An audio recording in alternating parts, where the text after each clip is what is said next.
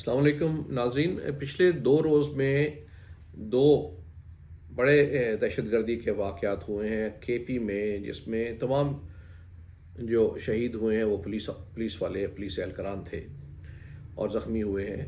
اور یہ 2 جگہ پہ حملہ کیا دہشت گردوں نے، ایک لکی مروت میں ایک پولیس اسٹیشن کے اوپر جس میں 4 پولیس اہلکار شہید ہوئے اور اتنے ہی زخمی ہو گئے، اور دوسرا جو ہے بنو چھاونی میں جو پولیس اسٹیشن تھا اس میں جو کچھ حوالات میں تھے، قید تھے کچھ دہشت گرد، انہوں نے اوور پاور کر لیا اور اسلحہ چھینا اور قابض ہو گئے، جس سے وہاں پہ انہوں نے 4 پولیس والوں کو شہید بھی کر دیا اور باقی کچھ یرغمال بھی ہیں۔ اب ان 2 واقعات سے لوگ کافی پریشان ہوئے ہیں اور اس میں سراسیمگی پھیل گئی ہے، کیونکہ کافی عرصے سے پچھلے 2-3 ماہ سے یہ ان دہشت گردی کے واقعات میں تیزی آ رہی تھی، اس پہ بہت پروٹیسٹ بھی ہو رہا تھا اور لوگ اس کا نوٹس لے رہے تھے، لیکن کوئی رسپانس پراپر نظر نہیں آ رہا تھا۔ یہ اس میں جو تیزی آئی ان واقعات میں، خاص طور پہ کچھ روز پہلے جب تحریک طالبان پاکستان نے سیز فائر جو انہوں نے کیا ہوا تھا اس کو ختم کرنے کا اعلان کیا، جو مذاکرات کے نتیجے میں انہوں نے سیز فائر کیا تھا۔ یہ اصل میں مذاکرات ان سے کیے جا رہے تھے پچھلے اکتوبر 2021 سے، اور پھر وہ دسمبر میں جا کے اس میں تعطل آ گیا۔ اس مذاکرات میں دوبارہ مئی میں آغاز کیا گیا۔ پہلے جو مذاکرات کیے جا رہے تھے اس میں مختلف وفود بھی بھیجے گئے، زوما کے اور علماء کے مختلف وفود بھیجے گئے، اور جنہوں نے کابل میں جا کے ٹی ٹی پی کی لیڈرشپ سے مذاکرات کیے، اور یہ وہاں پہ جو مذاکرات کا میں جو تعاون کیا افغان طالبان حکومت ہے اور جو عبوری افغان وزیر داخلہ سراج الدین حقانی نے، انہوں نے یہ ارینجمنٹ کیا کہ دونوں بیٹھ کے وہاں پہ مذاکرات کریں تاکہ یہ وائلنس ہو رہا ہے اس کو ختم کیا جا سکے۔ تو یہ تھوڑا عرصہ ہی مذاکرات چلنے کے بعد تعطل کا شکار ہو گئے، دسمبر میں ختم ہو گئے۔ دوبارہ مئی میں، اس سال مئی میں دوبارہ گفت و شنید شروع کی گئی، اور لیکن وہ کامیابی نہیں ہوئی، کیونکہ کئی مطالبات ایسے تھے جو قابل قبول نہیں تھے۔ خاص طور پہ جو ان کا ایک مین مطالبہ یہ تھا کہ فاٹا ایریا کو، جو کہ کے پی میں شامل ہو چکا ہے، اس کا ڈی مرجر کیا جائے، اس کو الگ واپس کیا جائے، اور نمبر 2 ہمیں مسلح حالت میں واپس آنے دیا جائے۔ تو یہ دونوں مطالبات تو کسی صورت بھی حکومت پاکستان کو گوارا نہیں اور قبول نہیں ہیں۔ جب پہلے مذاکرات شروع ہوئے تو شروع میں ہی اس وقت کے جو ISI چیف تھے جنرل فیض، انہوں نے بڑی گرم جوشی کا مظاہرہ کیا طالبان حکومت کی طرف، اور فوری طور پہ وہاں پہ دورے بھی کیے، ٹی وی پہ بھی نظر آئے، بڑے جو شد و مد سے کہتے ہوئے نظر آئے کہ everything would be fine اور تھنگ۔ اسی طرح وزیر اعظم نے بھی، اس وقت کے وزیر اعظم نے طالبان کے حق میں بہت بیانات دیے، یعنی اتنے بیانات دیے کہ اس سے مختلف ممالک بھی افینڈ ہو گئے، ایون افغان طالبان خود بھی اس کو پسند نہیں کر رہے تھے۔ اسی گرم جوشی میں وہاں پہ جب مذاکرات بھی شروع کیے گئے تو ٹی ٹی پی کی کافی باتیں مان لی گئیں، ان کے کچھ لوگوں کو واپس آنے دیا گیا۔ کافی عرصے سے نارتھ وزیرستان میں اور سوات میں لوگ شکایت کر رہے تھے کہ یہاں پہ ان کی واپسی ہو رہی ہے دہشت گردوں کی، لیکن کوئی اس کا نوٹس نہیں لے رہا تھا۔ پیچھے کافی احتجاج بھی ہوئے، جلسے بھی ہوئے، سوات میں خاص طور پہ تو کوریج بھی ہو گئی سوشل میڈیا کے ذریعے، لوگوں نے بہت بڑے بڑے مجمع کیے اور کہا کہ ان دہشت گردوں کو واپس نہ بسایا جائے، اور یہ نارتھ وزیرستان میں بھی ایسی صورتحال رہی، اور جو MNA ہیں محسن داور وغیرہ، انہوں نے بھی اور باقی لوگوں نے اس کی نشاندہی کی کہ ان لوگوں کی واپسی ہو رہی ہے۔ تو ظاہر ہے کہ جب آپ نے سارے فینس لگائی ہوئی ہے سارے بارڈر پہ، پاک افغان بارڈر پہ، تو خود تو نہیں ایسے آ سکتے نا۔ تو یہ کون لے کر آیا ہے ان کو؟ تو ذمہ داران کا پتہ کرنا چاہیے اور ان کو مورد الزام ٹھہرانا چاہیے، کیونکہ دیکھیے کہ صرف اس ایک ایکشن کے ساتھ جو ضرب عضب سے آپ نے حاصل کیا تھا ایڈوانٹیج، وہ سارا ختم ہو گیا۔ اب چونکہ دیکھیے یہ بات بھی دیکھنے کی ہے کہ جس گرم جوشی سے انہوں نے افغان طالبان کا سپورٹ کی بات کی، اس کا رسپانس جو ہے اس سے الٹ ملنا شروع ہو گیا۔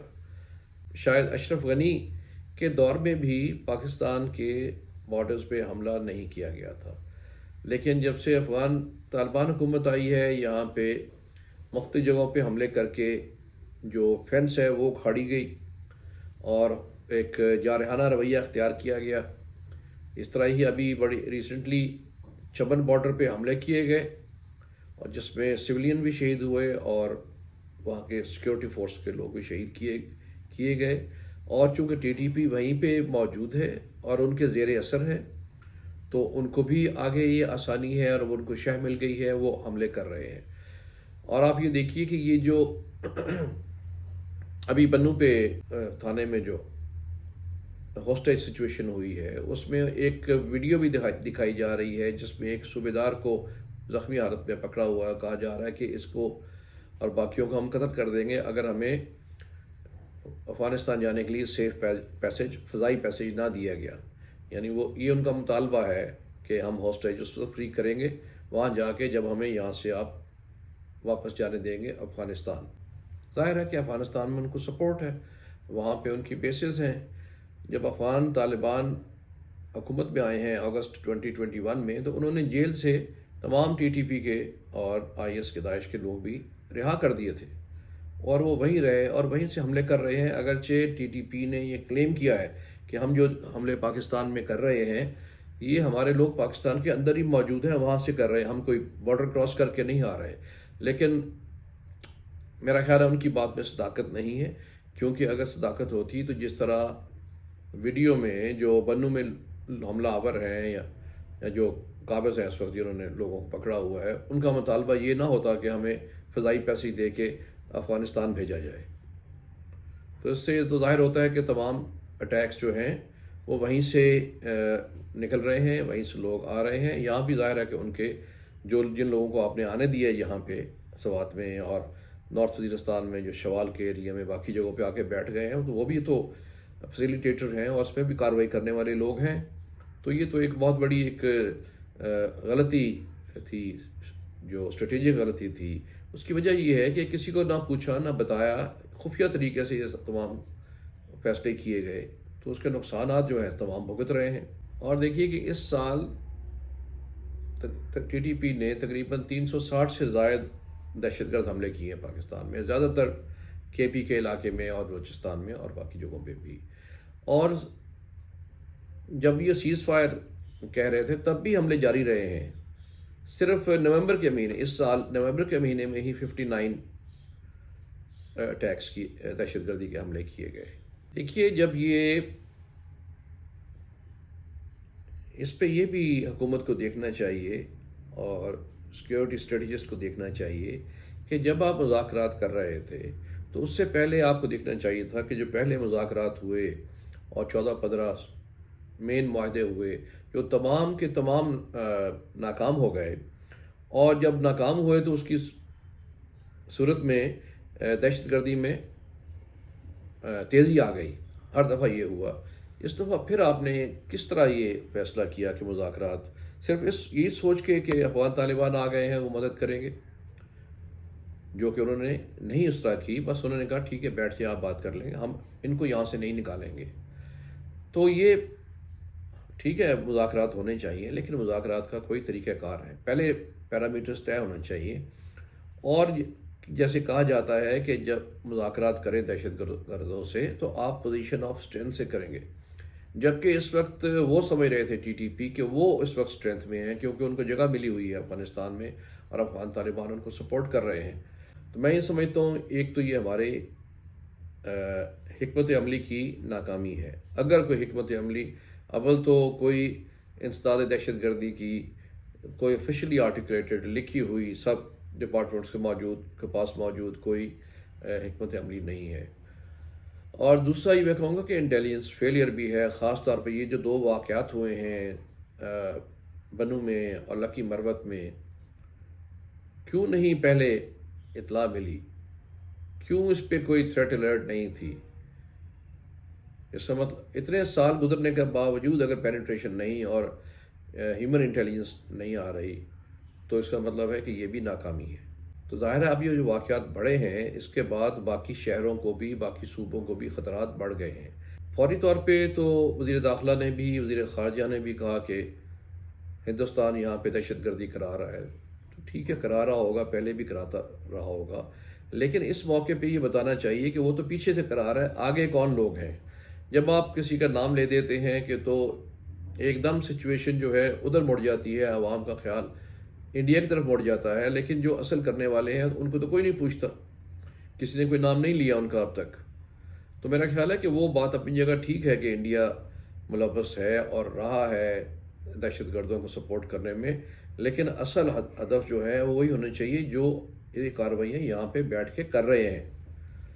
کیونکہ اس طرح نام لینے سے آپ کا فوکس جو ہے دوسری طرف چلے جاتا ہے. شاید ہو سکتا ہے مقصد بھی فوکس کرانا ادھر ہی ہو. تو یہ پولیٹیکل گینز ہیں یا باقی ہیں، ان کو بھولنا چاہیے، اس پہ کنسنٹریشن کرنی چاہیے. آپ یہ دیکھیے کہ اب اس وقت کہاں ہے نیشنل ایکشن پلان جو بنایا گیا تھا 2014-15 میں اے پی ایس جو کے میسیکر کے بعد تھوڑے عرصے چلا اور اس کے بعد ختم.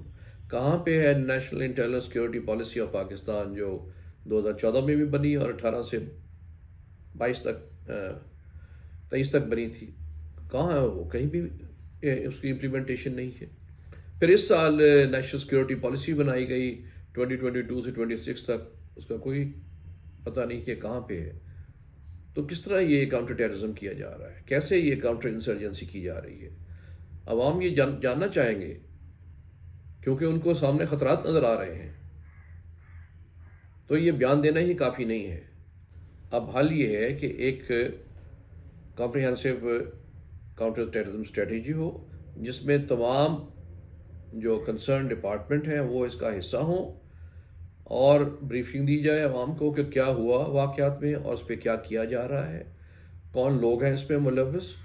صرف سیاسی بیان نہ ہو، ایکچوئل جو تفتیش ہو یا انویسٹیگیشن ہو یا کارروائی ہو اس کے نتیجے میں آنے والی روشنی میں، اور یہ ایک سسٹینڈ کارروائی ہوگی. اس میں صرف فوج کو نہ جھونکا جائے، جو باقی ادارے ہیں ان کی اپنی اپنی ذمہ داری ہونی چاہیے، وہ اس کو پوری کریں. فوج جو ہے خاص طور پہ بارڈرز پہ اور بیک پہ رہیں. کاؤنٹر ٹیررزم فورسز جیسے سی ٹی ڈی ہے یا پولیس ہے، اور کاؤنٹر انسرجنسی فورس بھی کھڑی کی جائے جو ایک لمبے عرصے تک ان ایریاز میں اس طرح کی انسرجنسی کے خلاف کام کرتے رہیں. شکریہ.